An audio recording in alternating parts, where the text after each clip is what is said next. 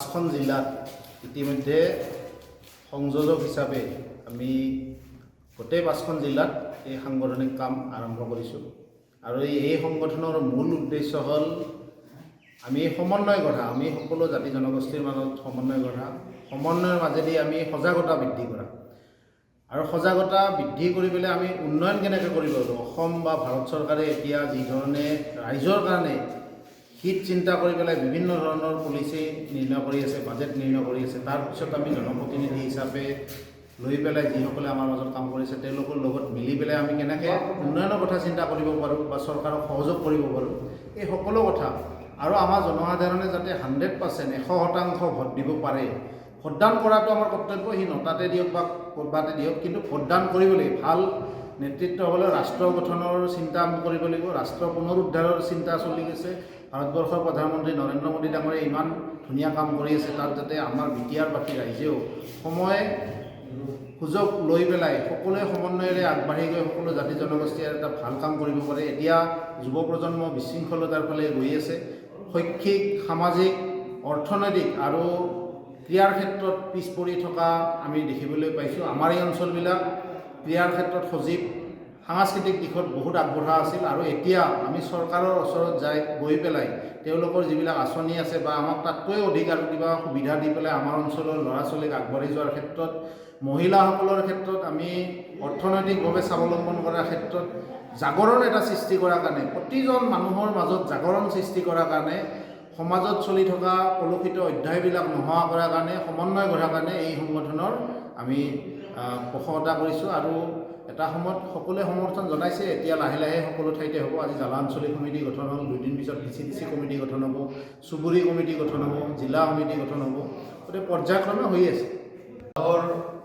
কেন্দ্ৰ কৰি আমাৰ বিস্তীৰ্ণ এটা অঞ্চল আমি চৰকাৰীভাৱে আমি যিমান ধৰণে উন্নয়ন হ'ব লাগিছিল সেই উন্নয়নটো আমি পোৱা নাই বুলি অনুভৱ কৰিছোঁ আৰু ৰাইজে ইয়াক গভীৰভাৱে বিশ্লেষণ কৰি এটা জনজাগৰণ মঞ্চ এখন গঠন কৰি ইয়াৰ দ্বাৰা আমাৰ জালাহৰ অঞ্চলৰ কিদৰে উন্নয়ন কৰিব পাৰি সেই কথাটো আলোচনা বিলোচনা কৰি ঊৰ্ধ্বতন কৰ্তৃপক্ষক বা চৰকাৰক জনোৱাৰ কাৰণে আমি ইতিমধ্যে সাজু হৈছোঁ আৰু আমি ভাবিছোঁ যে আমি চৰকাৰৰ পক্ষৰ লগত থাকি আমি চৰকাৰী বিষয়া কৰ্মচাৰীৰ মাজেদি আমাৰ উন্নয়নৰ কথাটো আমি চিন্তা কৰিব পাৰিম। সেইকাৰণে আমাক ৰাইজে আজিৰ পৰা এটা দায়িত্ব দিছে যে আমি সকলোৱে জাতি, বৰ্ণ, ভাষা বা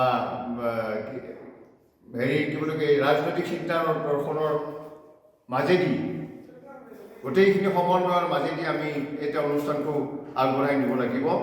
আমাৰ কেৱল উন্নয়নৰ স্বাৰ্থত জালাহৰ যাতে সকলো ধৰণৰ উন্নয়ন হয়, শৈক্ষিক, বৌদ্ধিক যিখিনি আছে, খেল ধেমালি সকলোখিনি ক্ষেত্ৰত আমি আগবাঢ়ি যোৱাৰ কাৰণে আমি এই জাগৰণ মঞ্চটো উন্মোচন কৰিছোঁ আৰু ভৱিষ্যতে আমি জাগৰণ মঞ্চৰ জৰিয়তে আমি চৰকাৰী পক্ষৰ লগত বিভিন্ন ধৰণৰ যোগাযোগ কৰি মুখ্যমন্ত্ৰীৰ মাতি আমি এখন সভা অনুষ্ঠিত কৰিম আৰু সভাৰ জৰিয়তে আমাৰ অভাৱ অভিযোগবিলাক আমি চৰকাৰৰ ওচৰত দাখিল কৰিম আৰু নিশ্চয় চৰকাৰে আমি চৰকাৰৰ পক্ষত থাকিলে, অৱস্থান গ্ৰহণ কৰিলে আমাক চৰকাৰে নিশ্চয় আমাৰ তেওঁলোকে এটা দৃষ্টি নিক্ষেপ কৰিব বুলি আমি আশা ৰাখিছোঁ।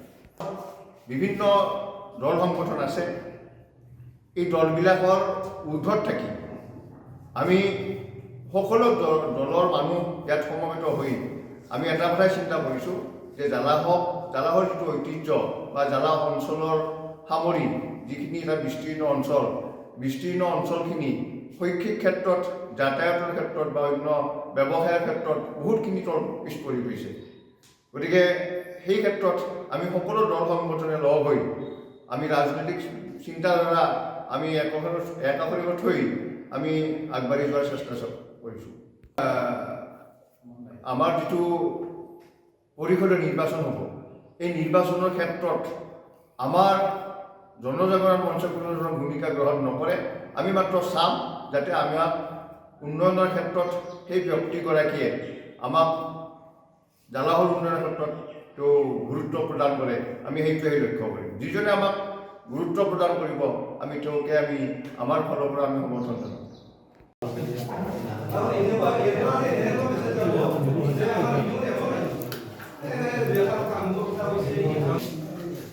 আমি কাগজে কলমে যিমান নানান ধৰণৰ প্ৰস্তাৱ কৰিব আমি ষ্ট্ৰংলি হ'ব লাগে। আমাৰ গাঁৱতে তেখেতক সময় দিব পৰা মানুহ, গতিকে এনেকুৱা মানুহ চিলেকশ্যন কৰি প্ৰত্যেক মোৰ মানে পৰামৰ্শ কমিটিৰ পৰা আৰু এখন তেখেতসকলে এখন কমিটি গঠন কৰিব, যাতে একদম শুদ্ধ মনৰ মানুহ এনেহেন ব্যক্তি আমাৰ 10-15 জনে এখন কমিটি গঠন কৰিব। মোৰ ক'বলৈ বহুত থাকে বাৰু, তেখেতে গোটেইখিনি কথা কৰিব মোৰ এইখিনি মানে পৰামৰ্শ হিচাপে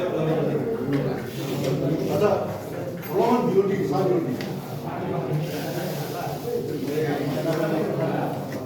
চাবিনাটিৰ মাজতে মই এটা কথা কৈছোঁ, তাৰমানে দাদাই কোৱা কথাটো অলপ এই অন্তৰ্ভুক্ত তাতে লিখা আছে যে ৰাজনীতি বাকী একো নহয়, আপুনি যদি উশাহটোও ল'ব লগা হয় তেতিয়া প্ৰত্যক্ষ ৰাজনীতি আমি সৰুতে পঢ়িবলৈ পাইছোঁ।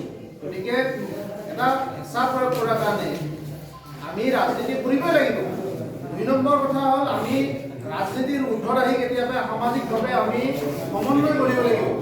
এই সমন্বয় কৰাৰ কাৰণে এই সভা আৰু ইয়াতে সকলো ৰাজনৈতিক দলৰ মানুহ আমি নিমন্ত্ৰণ জনাইছোঁ। সকলো UPPL, BPF, BJP, Congress, Ganasuraksha party সকলোকে মাতিছোঁ। যদি সকলোৰে মত এনেকুৱা হয় যে আমি জাগা অঞ্চলৰ উন্নয়নৰ স্বাৰ্থত আমি যাই যাতে নাথাকোঁ কিয় আমি এটা ৰাস্তা সাময়িকভাৱে আমি ল'ব লাগিব। সেইটো হ'ল পৰিৱেশ পৰিস্থিতিৰ লগত আমি কেতিয়াবা মিলিব লগা হয়। সেই পৰিৱেশ পৰিস্থিতিৰ লগত এতিয়া অসমৰ বা ভাৰতবৰ্ষৰ যিটো ৰাজনৈতিক প্ৰেক্ষাপট এই যদি আমি চাই লৈ আগবাঢ়িব পাৰোঁ তেতিয়া উন্নয়ন হ'বই খাটা।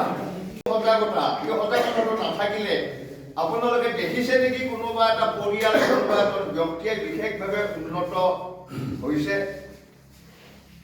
এখন ঘৰত যদি শিক্ষাৰ পৰিৱেশটো নাথাকে, শিক্ষাৰ প্ৰতি সজাগতা নাথাকে, সেই ঘৰখনত শিক্ষাৰ কোনো মানদণ্ড উন্নত নহয়। এখন ঘৰত যদি অৰ্থনৈতিকভাৱে ধৰক কাম কৰাৰ যিটো স্পৃহা, সেই স্পৃহা যদি নাথাকে সেই ব্যক্তিসকলৰ, তেওঁলোক অৰ্থনৈতিকভাৱে সবল হ'ব নোৱাৰে। গতিকে আমি প্ৰতিটো ক্ষেত্ৰত আমি সজাগ হ'ব লাগিব। ইয়াতে বিশেষকৈ এটা সজাগতাৰ কথাই কৈছে যে আমি যদি আমাৰ অঞ্চলটোৰ কথা বিবেচনা কৰোঁ, আমাৰ অঞ্চলটোৰ উন্নয়নৰ কথা বিবেচনা কৰোঁ, ইয়াত কোৱা সজাগতাটো হ'ল ৰাজনৈতিক সজাগতা। চিন্তা কৰিব লাগিব। কিহৰ ক্ষেত্ৰত চিন্তা কৰিম? আমি আমাৰ অঞ্চলটোৰ উন্নয়নৰ ক্ষেত্ৰত আমাৰ আহিব ধৰা নতুন প্ৰজন্ম যি আছে, এই নতুন প্ৰজন্মৰ ভৱিষ্যত আমি সুন্দৰ কৰাৰ স্বাৰ্থত কোনো ধৰণৰ সুবিধা প্ৰাপ্তি নাপাব। পাব যিসকলৰ মগজু আছে, যিসকলৰ এক্সট্ৰা অৰ্ডিনাৰী কেলিবাৰিটি আছে, তেওঁলোকে হয়তো পাব, কিন্তু সৰ্বসাধাৰণ মানুহখিনিয়ে নাপাব। আমি সিদিনা শুনিছিলোঁ যে যিদিনাখন মোক নিমন্ত্ৰণ দিব গৈছিল, এই নিমন্ত্ৰণ দিব যাওঁতে কৈছিল যে এই যে কমিটি গঠন কৰিব, এই কমিটিখনৰ সভাপতি সম্পাদকৰ উন্নয়নৰ কথা চিন্তা কৰিব নে অঞ্চলটোৰ উন্নয়নৰ কথা চিন্তা কৰিব? গতিকে নিশ্চয় ইয়াত সুবিধা, খোৱা লোৱাৰ সুবিধা বা আমি যিবিলাক আমাৰ যিটো প্ৰাপ্য আদায়ৰ সুবিধা, এই সুবিধাখিনি আমি যদি পাওঁ